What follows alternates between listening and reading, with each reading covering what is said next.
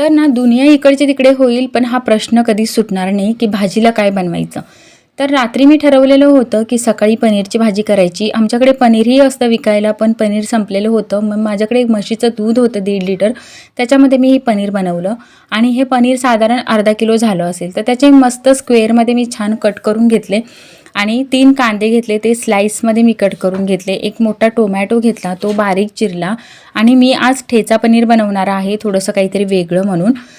तर दरवेळेस ना पनीरच्या वेगवेगळ्या भाज्या तर आपण खातच असतो, पण म्हटलं काहीतरी वेगळं बनवावं म्हणून मी ठरवलं की ठेचा पनीर बनवायचं.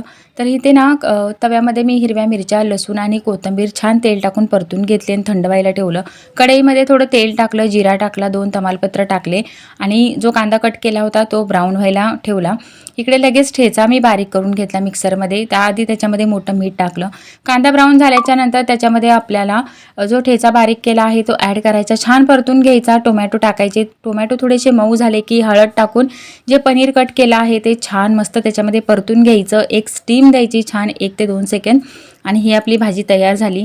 टेस्ट अतिशय मस्त होती, एकदम छान लागत होतं, झणझणीत असं. तुम्ही चॅनलला सबस्क्राईब करायला विसरू नका.